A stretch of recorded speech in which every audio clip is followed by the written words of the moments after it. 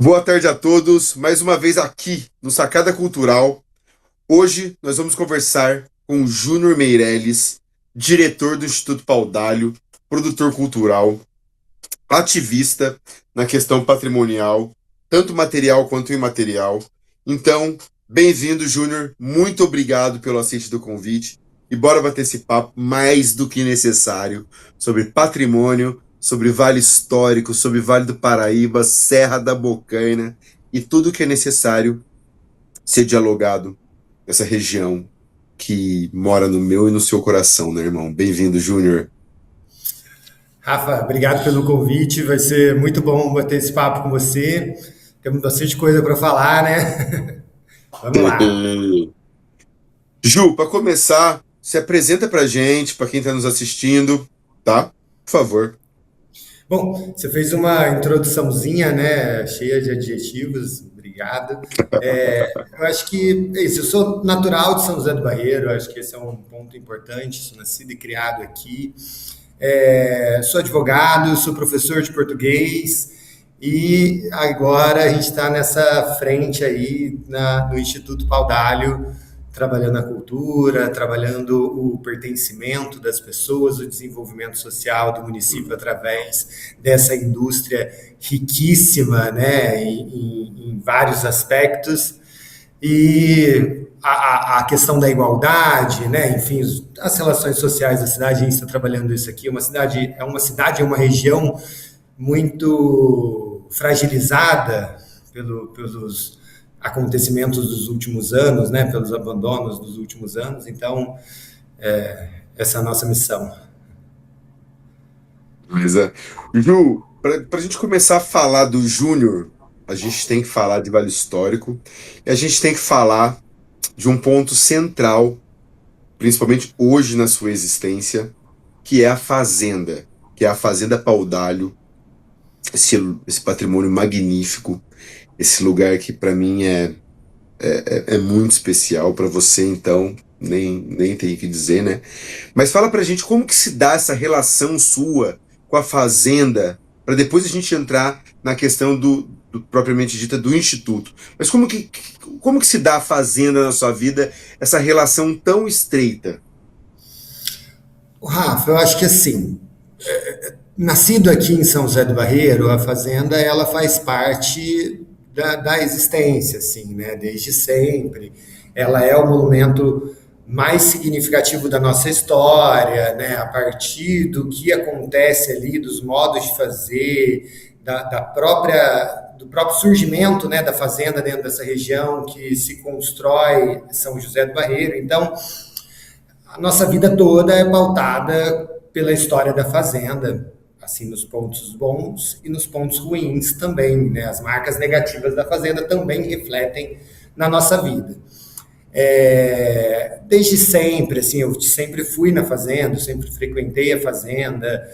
É, Na década de 90, minha mãe até fez através do Sindicato Rural daqui de Barreiro, uns hippismos na fazenda, porque naquela época tinha essa ideia de levar esse tipo de atividade para lá. Então, imagina, eu criança já indo lá na fazenda, depois casamentos, festas de aniversário, grupos de escola. Então, sempre estive na fazenda. Eu conheço a história da fazenda, conheço a fazenda desde sempre na minha existência, né? Porque ela é um pouquinho mais velha do que eu.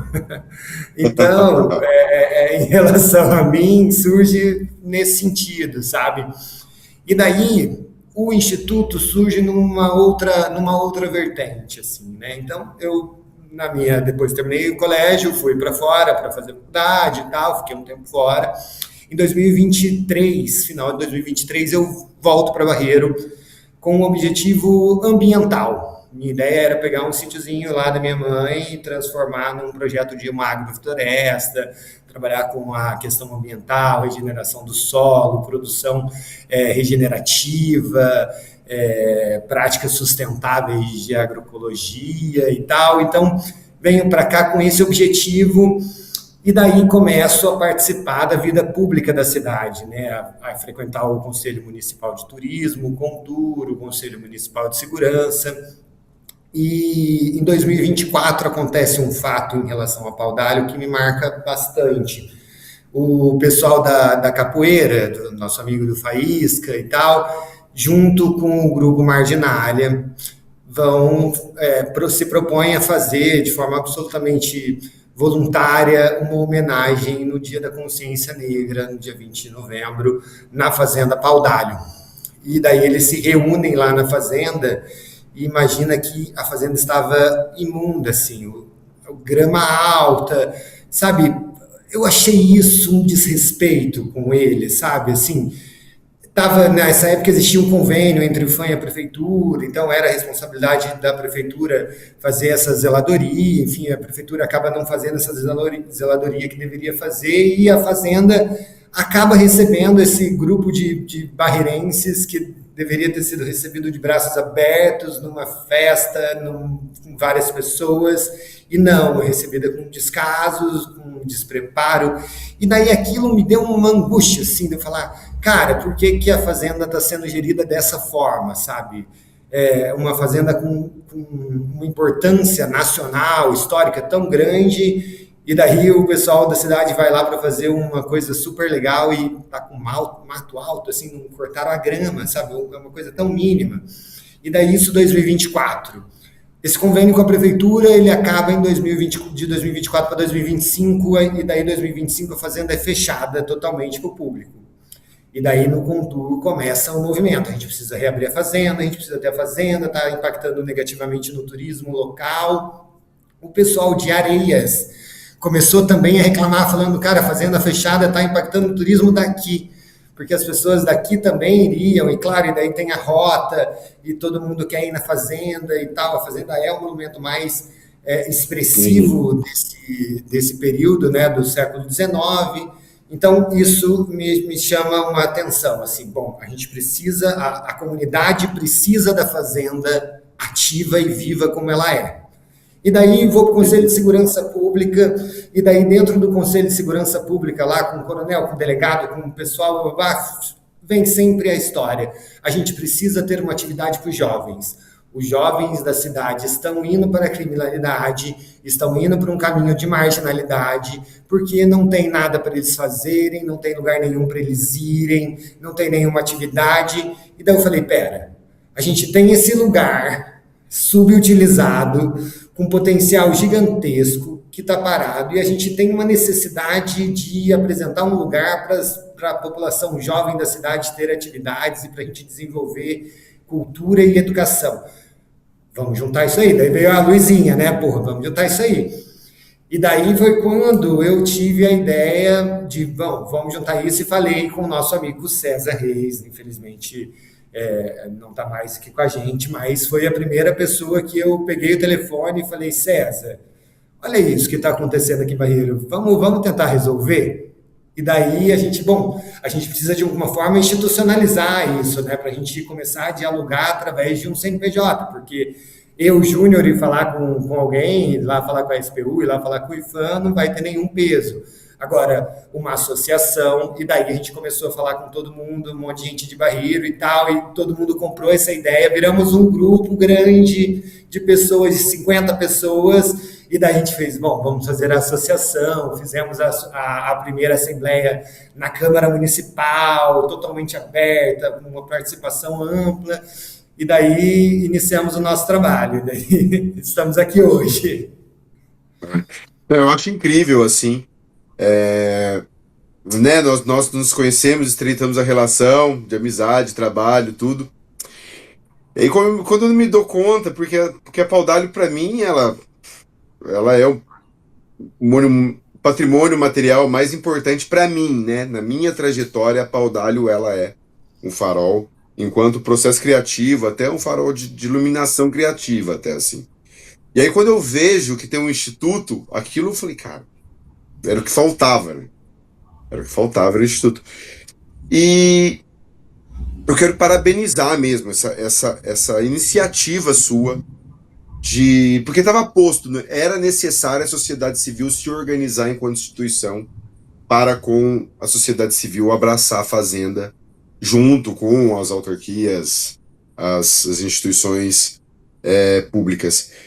A partir disso, qual que são a linha de curadoria, Ju, que você vem trabalhando com seus pares na questão de projeção para ações na fazenda, projetos mesmo?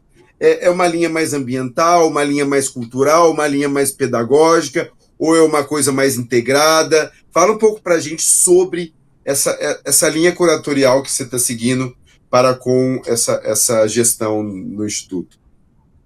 O Rafa, a fazenda ela é tão incrível que ela cabe tudo dentro dela. Né? Então a gente consegue falar de cultura, a gente consegue falar de história, a gente consegue falar de meio ambiente, a gente consegue falar de educação, a gente consegue falar de tudo. Eu costumo falar com o pessoal aqui da cidade que a fazenda ela é um quadro de escola, né? Antigamente era o quadro negro, né? Agora é quadro branco, né? Então ela é um quadro em branco que você vai poder contar a história do Brasil desde o século XVI até 2000, até o século XX, até o século XXI. Ela é transversal à história do Brasil. A gente falar sobre a chegada de Dom João no Porto do Rio de Janeiro e a gente falar do movimento modernista de 1920. Tudo isso teve a participação da Fazenda Paudalho. Olha que incrível. Né? Então, além disso, né, a gente teve a graciosa sorte do processo de tombamento ter sido feito pelo arquiteto Luiz Saia, né, que foi o presidente do IFAM lá no começo, na época que o Mar Morto ainda era só doente. ainda estava lá atrás. Muito boa. Aí está 1950, 1960, né? O livro dele é de 1970, o artigo que ele escreve é de 1971, 75 até, me corrigindo. Então, ele teve o cuidado de perceber que a fazenda não só eram paredes antigas, né? Que a fazenda ela compunha ali um conjunto paisagístico arquitetônico e esse conjunto era o responsável por guardar essas memórias e esse sentido do lugar. Né? Esse espírito do lugar se guarda pelo conjunto que a fazenda representa. Então, no processo de tombamento, desde 1952, consta como área tombada 200 metros de área livre no entorno da fazenda. E daí esses 200 metros de área livre resultou num processo de desapropriação, lá depois, mais para frente, quando tinha o projeto do Museu Nacional de Café, numa desapropriação de 19 hectares de terra. Então a fazenda ela é de fato uma fazenda, ela não é um prédio histórico, ela é uma fazenda relativamente grande, assim. Isso propiciou uma regeneração natural da Mata Atlântica no entorno da fazenda.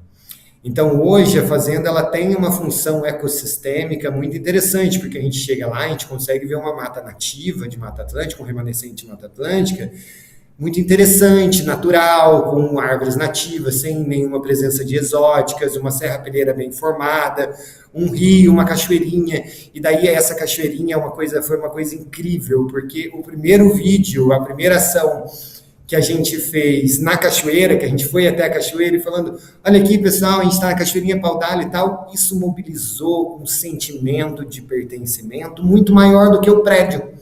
Deu parar na rua e as pessoas falando, nossa, eu já fui muito nessa cachoeirinha, já fui namorar nessa cachoeirinha, eu levava meus filhos nessa cachoeirinha, eu ia brincar nessa cachoeirinha.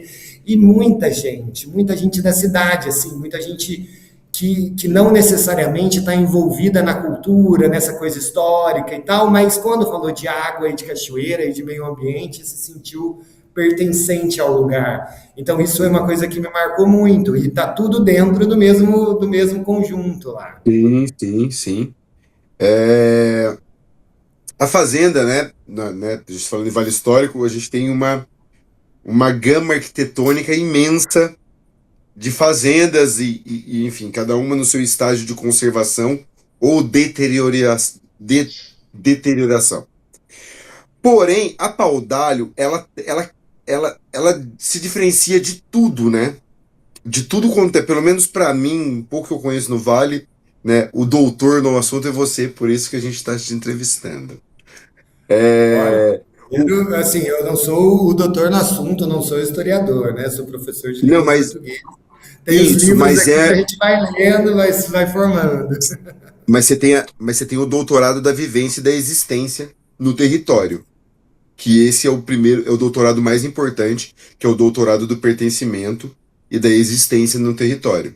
A partir disso é academia e livro, mas tipo distancia um pouco se você não vivenciar o território, né? Assim, pelo menos para mim fica bem claro. Você também é um caipira, você sabe que o território é onde nos forma. É, tem uma questão da Paudalho que é essa coisa de sempre ela nunca estar acabada, ela é uma coisa inacabada, que já foi algo que tem teorias que diz que não é mais o que era. Fala um pouco pra gente dessa mística patrimonial que existe, que eu já ouvi pelo menos uma meia dúzia de histórias diferentes sobre a fazenda, mas que dizem que aquele prédio não era o prédio primário dela. Isso é real? Isso não é real? Como que se dá isso, Ju? O Rafa, olha só, vamos lá, eu vou contextualizar um pouco na história para a gente chegar nesse ponto que é muito importante, porque é um estigma característico da fazenda, essa coisa do não estar pronta, ou do estar em ruína, ou do não estar acabado, ou do que foi modificado. Então, são vários pequenos estigmas que ela carrega e por causa da própria formação histórica, né, da fazenda. Então, para a gente começar, para a gente se contextualizar, a gente precisa lembrar que no século XVI, né, a exploração de ouro, diamante, Minas Gerais, elas iam ser descarregadas no porto de Paraty. Então existia uma rota que ligava as cidades mineiras, a São Paulo e ao Rio de Janeiro. Ela vinha até Guaratinguetá, e daí de Guaratinguetá ela subia sentido Paraty, sentido mar, e daí em Paraty ia para o mar, pelo mar ia para o Rio de Janeiro. Essa era a primeira rota feita através das rotas tropeiras, que por sua vez foram feitas através das rotas dos caiçaras originários. Então os povos indígenas originários, eles fizeram essas rotas, que eram as rotas onde circulavam comida, onde eles mesmos saíam para caçar e tal, vira rota tropeira. Depois essa rota tropeira vira uma rota de escoamento de ouro, de escoamento bilateral, né? Porque também chegavam mercadorias e navios negreiros no porto de Paraty, descarregavam por ali e subiam através dessas rotas. Isso a gente está falando do século XVI. Então, até o início do século XVII, lá no ano de 1800, 1700, foi feito por essa rota. Em 1700 iniciou um novo caminho, chamava Caminho Novo da Trindade.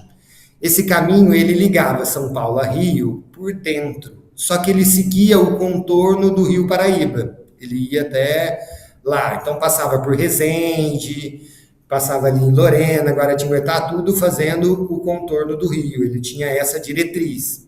O que acontecia? Chovia, alagava, o rio enchia, os afluentes do Rio Paraíba ficavam intransponíveis. Então, o que o governo da época mandou fazer? Falou, olha, a gente vai mudar a rota, ao invés de contornar o rio, vamos para as cabeceiras dos afluentes, ou seja, vamos subir a serra para onde o rio, os afluentes são menores, né, perto das nascentes, e daí eles conseguem ser transponíveis. Isso liberou, né, uma política pública da época foi que as pessoas que viessem trabalhar e ajudar na construção dessa rota, que daí ficou conhecida como Caminho Novo da Piedade, porque Lorena na época chamava Piedade, esse caminho partia de Lorena. Então o Caminho Novo da Piedade, ele não era muito povoado, ele não era povoado. Então você já tinha o ouro quintado que descia de Minas Gerais, e que se você passasse por uma rota sem ter povoamento, corria o risco de ser assaltado por povos originários ou por piratas, né, que tinham muito. Então, criou-se a política pública de distribuição de seis-marias para quem ajudasse na construção desse caminho e fosse morar nesse lugar, né, durante nesse trajeto, para garantir segurança e manutenção dessas estradas. E daí, nesse contexto, em 1796, que vem o português, lá, o colonizador, alferes de ordenanças de Minas, João Ferreira Guimarães, ele vem para essa região porque essa região, quando criou-se essa política, liberou 4.000 quilômetros de área extremamente produtiva no Brasil, né? Porque nós temos um clima bem temperado, úmido, próximo do mar, na época todo reflorestado, então uma terra muito boa, e isso chamou a atenção de muita gente. Então, quando ele vem para cá, nessa época, inicia o processo de construção da Fazenda Paudalho. Ele compra a Sesmaria onde era Paudalho, e daí ali se inicia esse processo. A Paudalho, oficialmente, ela é inaugurada em 1817, já num período alto do café. Assim, o café já estava começando uma produção significativa nessa época. Mas antes, possivelmente, existiam ali paradas tropeiras, moinhos de açúcar. Uma unidade de intercâmbio de mercadorias, depois vira um mini centro comercial com uma moeda própria, até ela chegar no seu ápice, né, que é 1822, quando Dom Pedro vem para cá. Eu acho que talvez esse tenha sido o único momento que a fazenda estava 100% terminada, né? 1822, o príncipe regente chega, se hospeda na fazenda, né? Fica na fazenda, almoça, tem a anedota lá dele ter sido recebido pela cozinha, não ter entrado pela frente e tal.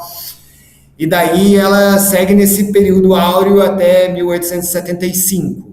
De 1875 para lá, começa o declínio da produção de café, então a fazenda começa a entrar no estágio que ela já não tinha grana, a família já não ganhava mais dinheiro dela e tal.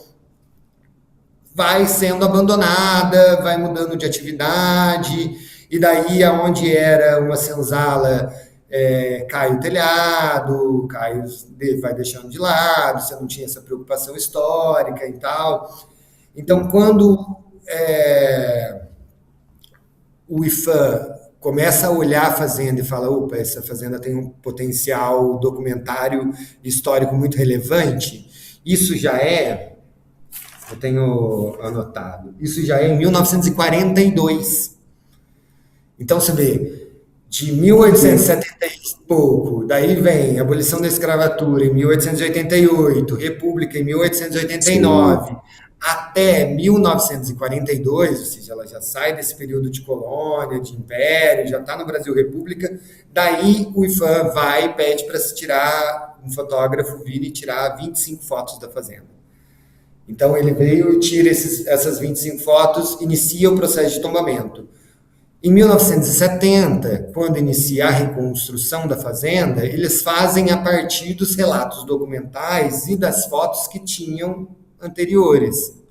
Então, essa coisa de que a fazenda não está pronta, a fazenda está inacabada, tal, na verdade não, é porque ela passou por um grande processo de restauro, ela passa por uma grande modificação no século XX, e essa modificação no século XX traz características novas, mas você que entende bastante sobre patrimônio, né, a gente sabe que uma modificação ela não é entendida só como uma modificação, ela também é um relato da história, né? Então, independente, então fala, a fazenda já não tem mais a relevância histórica, se chega lá ela tem um reboco de cimento. Não, né? Não é assim. E daí esse estigma, entendeu? Ela fica pelo menos 100 anos, ela tem 100 anos áureo, que é esse período do café, essa grande aventura do café, né? A primeira fase, e depois ela tem 100 anos de abandono para esse terceiro momento dela.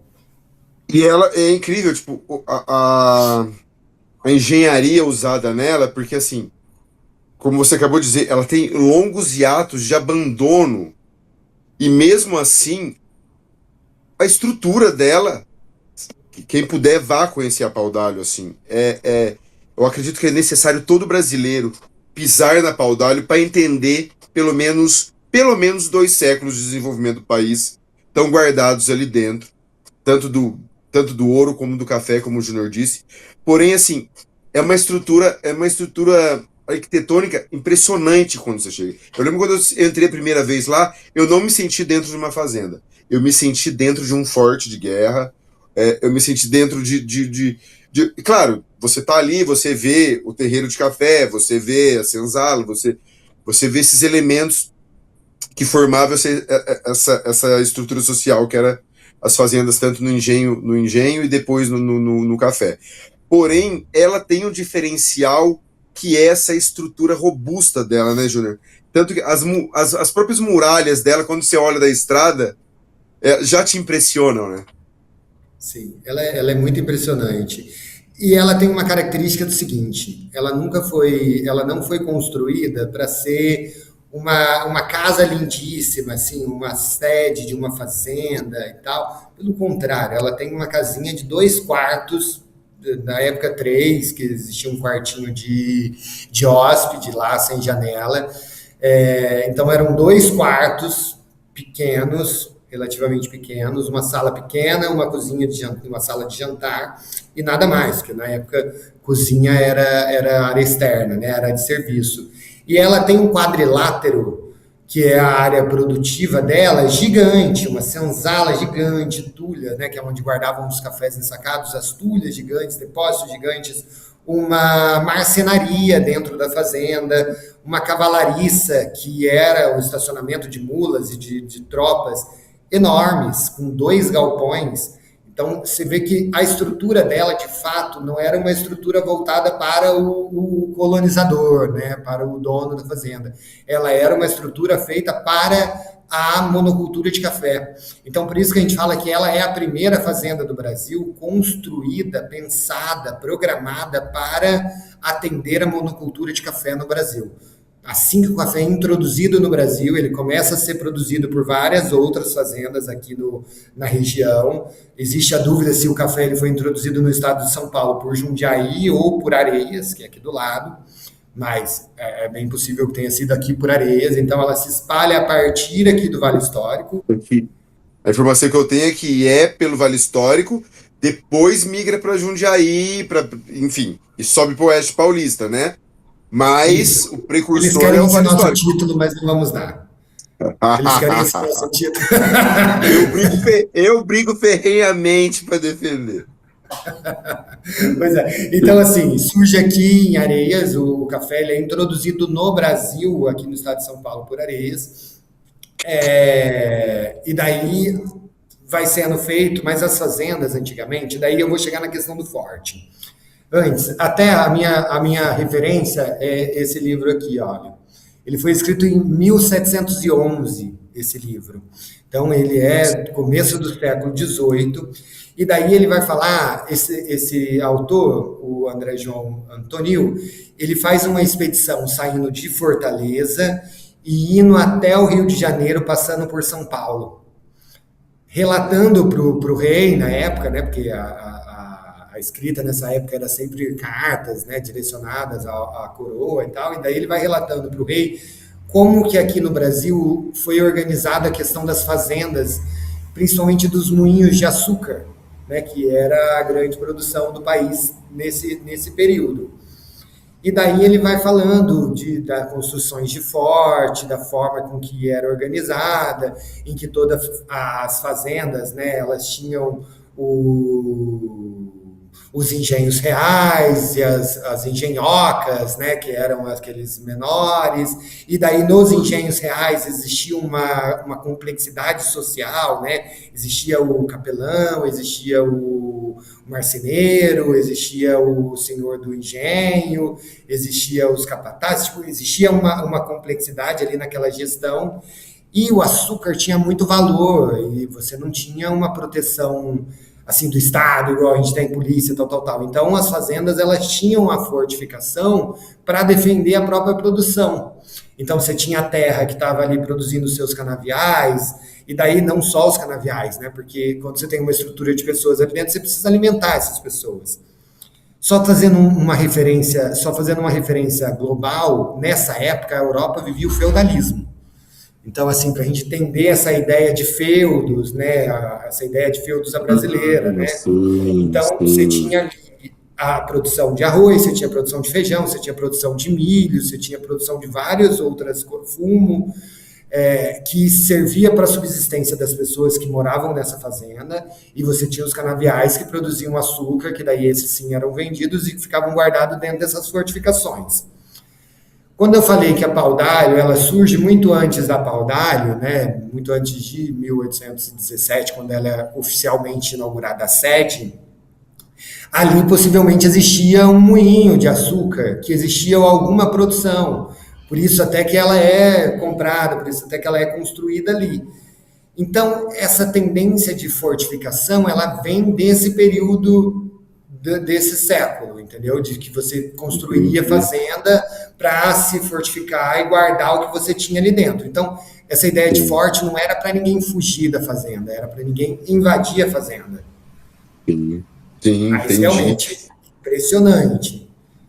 E uma vez que era uma fazenda de proporções de escala industrial na sua produção, era naturalmente. Bom, ela funcionava com a mesma lógica, da indústria moderna e a proteção do seu estoque, enfim. Enquanto outras Isso. fazendas se E preocupavam ela. mais com. Pode falar. Não, pode terminar. Não, eu Não, ia que outras falar que fazendas. também. Vai. Você primeiro! Tá, eu ia falar também que lembra da política pública de que precisava se levar as pessoas para a beirada desse caminho novo da piedade para garantir a produção, a segurança? Então faria Sim, sentido também. Por isso que o dono da fazenda era um coronel de título, coronel, sim, um militar. porque Sim, ele estava sim, um com militar segurança de título. pública. De Entendi, título militar. entendi, Depois isso até é entendi. corrompido, assim, né? Os coronéis eles passam a ser mais agentes políticos do que agentes militares Exatamente, utilizando esse título exatamente. coronel. Mas na formação da região e na formação da Fazenda Pau d'Alho, esse título também vinha agregado a uma gestão de segurança, realmente. E daí também o porquê do príncipe regente, antes de ir para São Paulo, proclamar a independência do Brasil, ele passa pela Fazenda Pau d'Alho para garantir apoio e segurança no caminho dele até São Paulo. Porque no Rio ele tinha sido aclamado, né, no dia do grito, diga ao povo que fico, se era a vontade de todos e tal, mas ele não sabia como seria a recepção dele em São Paulo. Então ele precisava do Sim. apoio dos coronéis do Vale Histórico para essa empreitada lá em São Paulo para ser bem sucedida, como foi, né? Onde naquele momento era o principal berço financeiro, não era? O Vale Histórico era o principal. Nessa época, o Vale Histórico era o principal berço financeiro, não era? Do país? Era, Era, né? era. O Vale Histórico, eu falo, tipo, o Vale Histórico paulista e fluminense, né? A gente fala desde o Rio, vindo a Valença, Vassouras e culminando até Silveiras. Vamos lá. Mas Silveiras é uma coisa mais nova, vamos lá chegar até Areias. São os ciclos, né? Se a gente for pegar Ouro Preto, Diamantina, né? O Arraial, a Diamantina que virou a cidade lá da Chica da Silva, lá era Sim. a região mais rica do Brasil nesse início, né? E Mas no daí o ouro ouro, né? começa a ter o declínio, e daí Isso. no Eu declínio do digo no ouro, café. o café assume. E daí o café Isso, vira a principal isso. economia do Brasil, que é extremamente impulsionada quando Dom João vem para o Brasil em 1808, a família real, porque eles abrem os portos, né? Então o Rio de Janeiro passa a receber vários navios de pessoas, de comerciantes e tal, que estavam fazendo escalas, passam a parar ali para recarregar, para reabastecer, para vender coisas e tal. Sim, E daí o café vira uma commodity interessantíssima, não só para venda, como para o consumo também. Então, o sim, boom vem acompanhado também dessa abertura que foi propiciada pela chegada da família real. sim, sim. Agora, para a gente dar um salto histórico cronológico, eu acho que, né, dentro dessa nossa conversa, a gente não pode deixar de abordar isso que eu acho que é o principal motivo hoje, ou a pauta do Instituto, que é a questão do convênio, da questão da lenda do tal resort, enfim.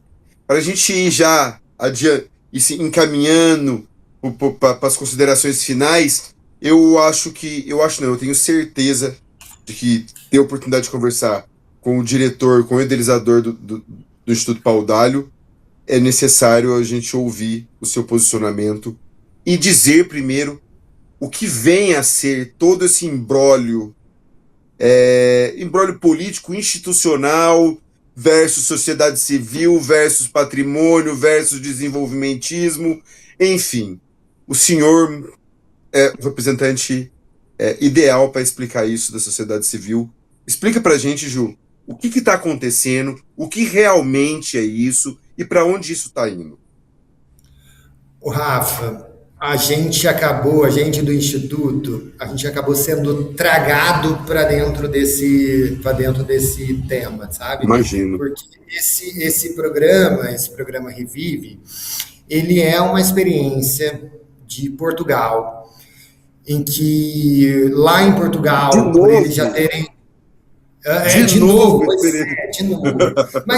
Mas faz sentido ser Portugal por causa do período, né? Porque a questão que eles querem trazer é justamente essa gestão do patrimônio. Só que daí tem uma diferença social muito forte. Lá em Portugal já existe muitos memoriais, muitos museus, muitos centros culturais. Já é um país muito preparado do ponto de vista da preservação da sua história e da transmissão da cultura e da preservação e tudo mais. Então, lá em Portugal, por ter imóveis desde do período feudal, né, desde da Baixa Idade Média, períodos coloniais, navegações e tudo mais, eles pegaram alguns imóveis, e daí essa palavra é muito importante, sobressalentes, pegam esses imóveis Hum, sobressalentes e falam: olha, esses imóveis aqui, que não estão tendo nenhuma função social, mas que guardam alguma característica histórica, esse imóvel aqui vai uhum, poder ser concedido para iniciativa privada,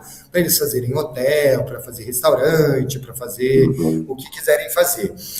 Em 2020, daí nós sabemos quem era o nosso ministro da Economia, nós sabemos quem era o nosso presidente. O Ministério do Turismo vai, faz um convênio com o Ministério da Economia de Portugal e fala: olha, vamos trazer essa experiência de Portugal aqui para o Brasil para a gente ver se dá certo. E daí, o ver que vai ser certo, eles escolhem como piloto uma fazenda com a complexidade e com a relevância histórica como a Fazenda Paudalho para testar um programa. E Loucura, daí cara. testaram uma concessão de 45 anos, num formato que nunca foi feito no Brasil. A gente não tem experiência, a gente não tem agência reguladora, a gente não tem Com legislação certeza, que fale sobre isso, a gente não tem com nada. certeza. E daí, isso começa então em 2020. Daí, em 2020, é feito o convênio, o BNDES faz um chamamento para a contratação de muitas empresas para fazer os estudos preliminares de viabilidade, paga essa empresa, e esse programa é. Esse programa. Eu travei, não travei? Não. Ah, eu tenho. Tá. E daí esse programa, ele é descontinuado no próprio governo da época. E daí ele Foi uma ficou coisa que, tipo, estava descontinuado dada a porque, falência. Ele é descontinuado porque viram que estava dada a falência disso. exato, porque viram que não ia dar certo, tinha que fazer, a legislação fala de um comitê interministerial, com vários ministérios, amplo debate, discussão, tal, tal, tal. Nada disso Claro. aconteceu. Simplesmente engavetaram isso ali em 2020, pararam. Daí, 2023, 2024, a gente da sociedade civil aqui de Barreiro começa a se movimentar, não por causa desse programa, que a gente nem sabia disso. Assim, sabíamos, mas nada muito relevante. E daí a gente Uhum. começa a movimentar, a gente começa a mandar e-mail para o IFAM, a gente começa a mandar e-mail para o governo federal, para o Ministério do Turismo, Ministério da Cultura, sabendo, gente, a chave está com quem da fazenda? A gente precisa usar aquele espaço, a cidade está precisando, é um patrimônio público, e aí, aonde que está, com quem a gente fala, o que está acontecendo, e daí começam não dá para fazer nada porque está no Revive Brasil. Não dá para fazer nenhum tipo de parceria, nem nada, porque isso aqui está sendo tratado no âmbito do governo federal, lá em Brasília, a gente não tem alçada, enfim, começou. Assim, todo mundo muito também de calça curta, assim, tá entendendo muito também o que está acontecendo, entendeu? E daí, quando a gente começa essa movimentação, Daí sim surge de novo esse programa. Daí ele é tirado da gaveta com um projeto terrível que não respeita sequer a área de tombamento. Porque lembra que eu te falei do Issaia lá, muito competente, que fez o estudo dos 200 metros de área livre? Tem o diretor do Instituto de Belas Artes que escreve uma carta para o IFAM falando também desses 200 metros e ele ainda ressalta, tem que ser de área livre. E daí esse projeto faz uma construção nova a 15 metros de um prédio histórico, e não é uma construção de uma adaptação, um puxadinho, uma adaptação aqui e ali, não, são 4 torres de 4 andares, um cimentado bem no Ribeirão. Lembra que eu te falei do Ribeirão, lá do sentimento, do pertencimento? Cimentaram esse Ribeirão no projeto, botam uma piscina no meio, fecha toda a fazenda de muro e faz um hotel de luxo. E daí a gente Meu viu isso e falou: Deus. não tem como, não é isso. A cidade não quer isso, porque o nosso turismo aqui não é esse tipo de turismo. A gente olha para a Sim, sustentabilidade, para o ecoturismo, para esse turismo rural, né? Essa coisa de cidade pequena, acolhedora, comida boa, sim, beirada de fogão de lenha. A gente não quer esse turismo de luxo aqui, a gente não quer esse turismo predatório, né, que não usa nada na cidade, só usa das coisas das nossas riquezas naturais e vão embora e tal. E além de tudo isso, o risco de descaracterização da história da fazenda é imenso. gigantesco. A fazenda é o que eu te falei, a fazenda ela foi programada para ser um local de trabalho, de uma inteligência na produção, no modo de fazer, um programa de engenharia todo voltado para essa característica. Eu falei, não era nem a casa do colonizador aquela casa, era uma casa onde ele recebia pessoas, onde ele ia fazer reunião. Não dá para a gente pegar e falar agora a gente vai ter um hotel aqui, entendeu? Seria a gente pegar toda a cultura afro-brasileira, os modos de fazer, a inteligência dessa cultura afro-brasileira que construíram a Fazenda Pau d'Alho na prática e falar, olha, agora a gente vai usar a lógica do colonizador, né? Essa coisa do luxo, essa coisa de, aqui é o lugar onde Dom Pedro veio, Não, não, ele se não. hospedou aqui e tal. E aí Exatamente. a senzala no projeto virava loja de souvenir, pra você ter ideia. Você tá A, maluco? É a mesma coisa de a transformar rampa. Auschwitz. É a mesma coisa de transformar Auschwitz num shopping.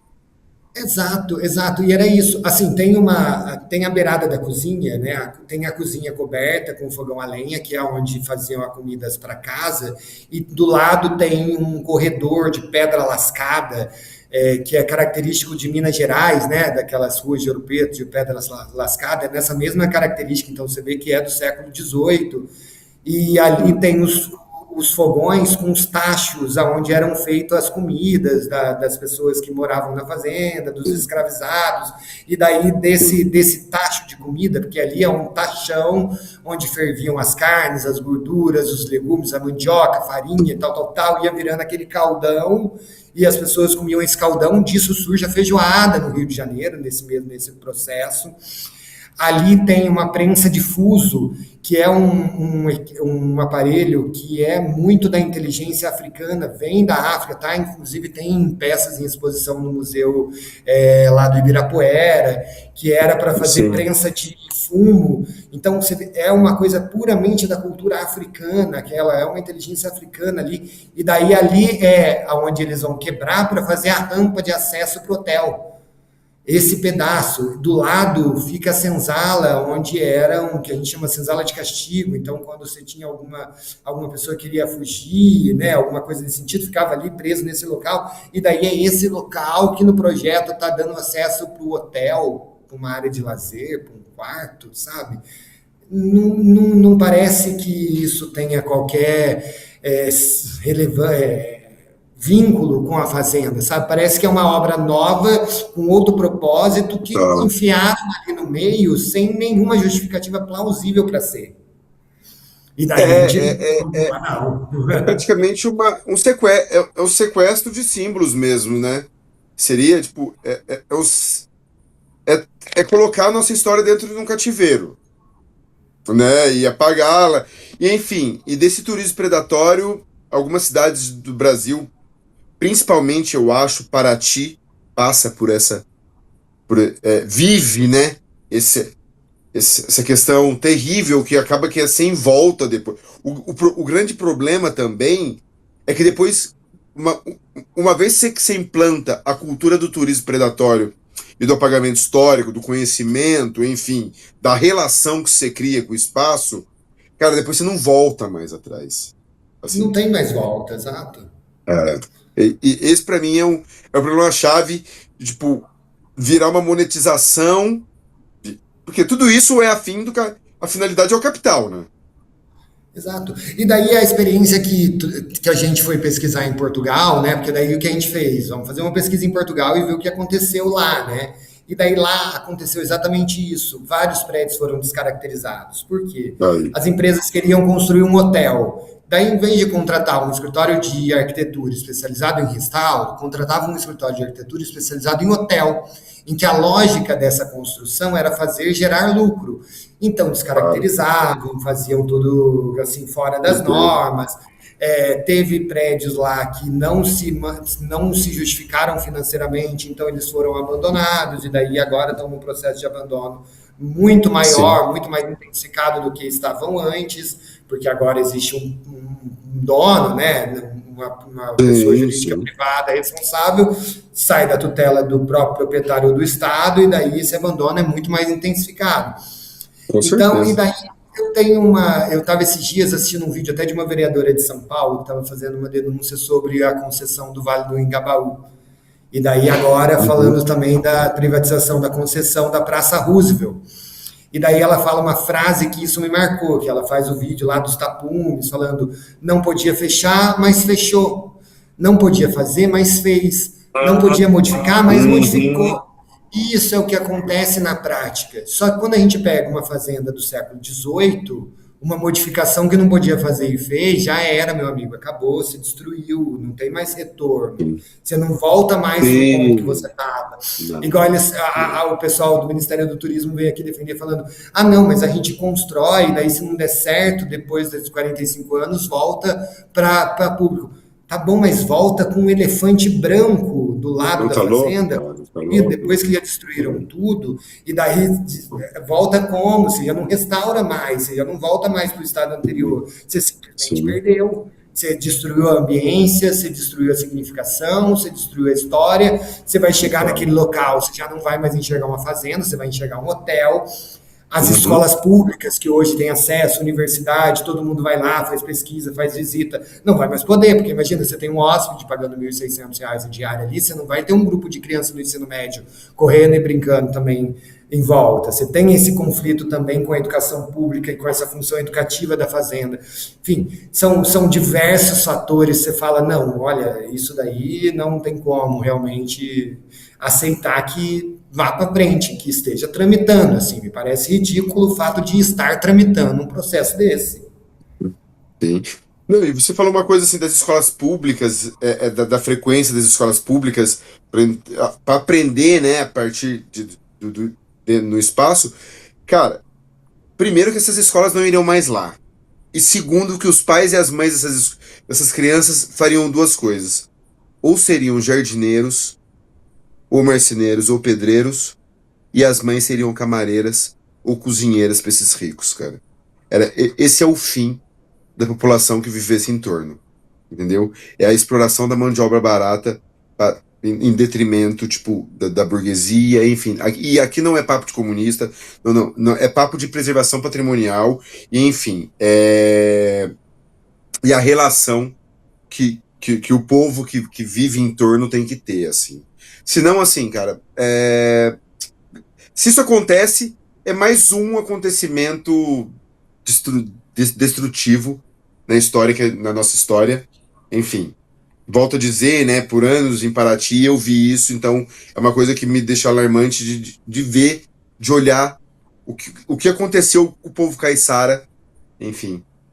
E é o que pode vir, e o que não vai acontecer, claro, porque isso não vai para frente, assim, eu já parei para ler, já tenho alguns amigos que entendem um pouco mais do assunto também na parte institucional, você sabe disso, e isso caiu por terra já.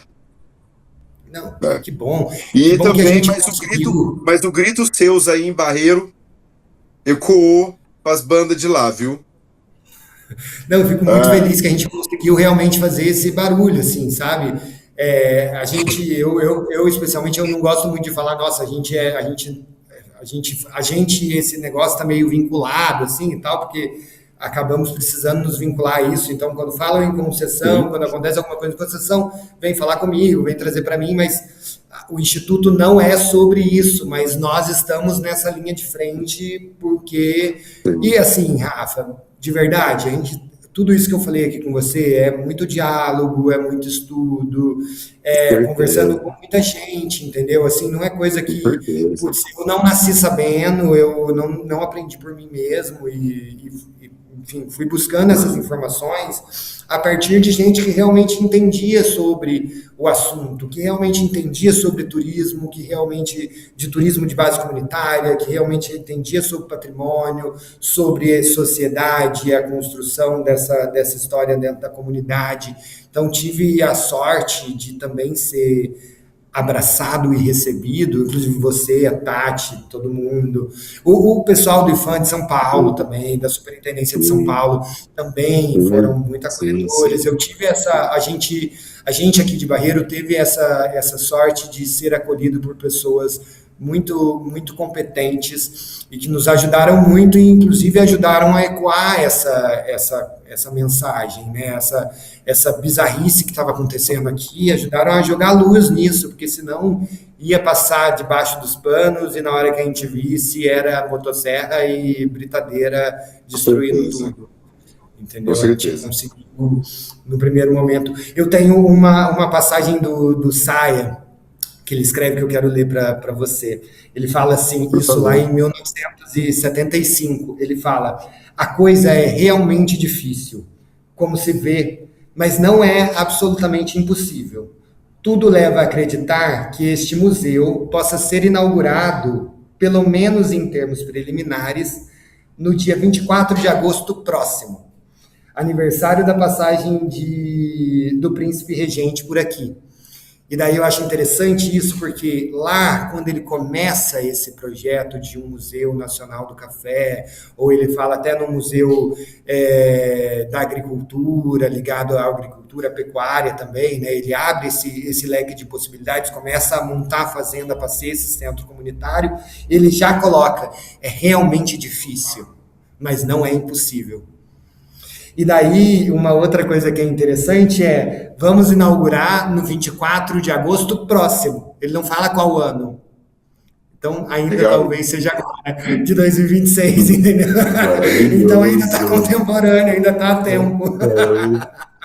Tá todo agosto próximo é a data. E Tá assim, e eu livre. acredito que. Não, e você tá, acaba que você tá levando, né, junto com o Instituto, levando esse trabalho adiante.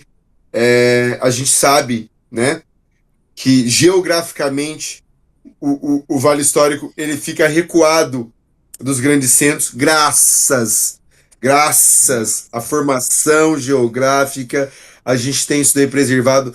Temos, mas fica, tipo, tem uma questão de locomoção e tudo, mas se não fosse isso, não teria tudo isso que tem aí. Assim, é o meu lugar preferido no mundo, junto, junto com Minas Gerais, alguns lugares de Minas Gerais, o Vale Histórico para mim. Mas se pegar, a Bocaina para mim é o meu lugar na minha vida, então você sabe muito bem disso, né? Da relação que tanto você tem e a gente como amigo a gente troca. Eu só tenho que agradecer você ter peitado tudo isso, criado o Instituto. E eu e a Tati e a Vilarejo, a gente quer muito fazer coisas. Estamos aí com projetos juntos, mas a gente quer executar coisas com você. Você sabe que você pode contar com a gente sempre, assim, e a gente com você, como já precisamos, cara. E, e eu queria, para a gente chegar nas considerações finais, Ju, que você deixasse aqui, falasse o que você quisesse sobre a Fazenda, sobre o Instituto, mas sobre o Vale Histórico, sobre o Vale das Histórias. Você aborda a pauta que você quiser, turística, ambiental, cultural, patrimonial. por favor, deixa aqui mais um pouco do seu legado para a gente ir encerrando esse episódio, por favor. Eu vou começar, antes de começar oficialmente, sendo um pouco crítico, que esse Vale das Histórias é um nome que para mim não pega, porque Vale das Histórias pode ser qualquer vale de qualquer história, né? Muito bom. O Vale Histórico Paulista, ele carrega no nome essa identidade de formação do Estado de São Paulo, né? O Estado de São Sim, Paulo, ele passa por um processo de formação a partir do Vale Histórico, né? Então, histórico em sim. relação à história do próprio Estado, do próprio país. Eu acho que é, hermeneuticamente faz mais sentido. Então, fazer só Com essa, certeza. essa consideração. E, cara, assim, é uma região, a gente está numa região muito pobre, né? Embora a gente está num eixo entre Rio e São Paulo, a gente tem uma renda per capita muito baixa, a gente tem problemas de subempregos, a gente tem problema de exploração de mão de obras, a gente tem problema de jovens que abandonam as casas porque precisam buscar alguma coisa melhor, ir para a cidade grande, enfrentar uma vida lá fora que a gente sabe que não é fácil quando a gente não tem uma estrutura, porque precisam estudar, porque precisam trabalhar, porque aqui não tem oportunidade. Então, é uma região com muita carência, é uma região que tem uma carência de Estado, sabe? Uma carência de realmente de políticas públicas que façam a gente sair do lugar. E em outro lado, em outro paralelo, a gente é uma região com enormes potenciais, sabe? A gente precisa conseguir converter esses potenciais em resultados para as pessoas, sabe? Para que a gente consiga gerar qualidade de vida para todo mundo, sabe? Que não seja uma coisa para uma pessoa ou para um grupo específico ou para quem ainda tem mais condições de explorar determinada atividade, não, tem que ser para todos. Então, a gente tem o Parque Nacional da Serra da Bocaina, a gente tem rios lindos, a gente tem cachoeiras lindas, a gente tem um agroturismo extremamente fértil e legal, assim, por falta de uma palavra, um adjetivo até mais potente. A gente tem tradições que são só nossas, modos de fazer, modos de viver, que são nossas raízes e que a gente precisa preservar e mostrar para as outras pessoas como que é, sabe? Eu acho que a gente tem muito disso, sabe? Nós vivemos dentro das condições que foram impostas, nós fazemos o melhor possível e nós sabemos fazer o melhor possível, sabe? Só está faltando um pouco realmente de um modo, de um meio, sabe? Quando esse meio chegar e as pessoas entenderem essa região e verem tudo que a gente tem para oferecer, a gente vai decolar, sabe? Então, acho que é nessa meu sonho, minha vontade e minha luta. Obrigado, Ju. Fiquei emocionado porque, assim, cara, é tudo isso mesmo, sabe? E você falando me dá saudade, né? Moro em São Paulo e, enfim, eu sou isso aí, assim como você. É, obrigado mesmo, assim, por esse bate-papo. Eu não esperava me emocionar assim, mas é porque eu amo demais esse lugar, cara. Assim, Obrigado. é vital pra mim. Tanto que eu tô voltando pra ir daqui uns 2 anos, definitivo, pra ir ficar até o meu final. Ju, eu Isso. só Comprar tenho um que sítiozinho, agradecer. colocar umas vaquinhas, É plantar um pezinho de exatamente isso. Eu tenho, café. né, eu tenho umas terras na beira do Rio Bocaina, né? E eu e a Tati, a gente tá trabalhando, se preparando pra isso. Isso não tava no É roteiro, isso. viu, gente? Mas é, Um pouquinho da quando a gente vida. fala de Vale Histórico e de Bocaina, pra mim fica difícil. É, Ju, muito obrigado. Que bate-papo incrível, que prosa mais que necessária. Eu sabia que a hora que a gente ligasse as câmeras, a gente ia perder noção do tempo. Estourou o tempo, vamos assumir todo esse tempo. Conversamos maravilhosamente. Chorei, meu óculos embaçou. Enfim, meu irmão, muito obrigado. Daqui uns dias a gente está aí no Vale. Eu e a Tati vamos marcar para ir te ver. E quem puder, vá conhecer a Fazenda Paudalho e o trabalho do Instituto Paudalho, porque é incrível. Júnior Meirelles, diretor, idealizador criador, presidente e tudo mais do Instituto Paudalho e uma das figuras mais ativas no Vale Histórico. Muito obrigado. Sacada Cultural fica por aqui. Meu óculos embaçado, cheio de lágrima e um beijo pra Bocaina. Tchau, Ju. Valeu, Rafa. Abraço.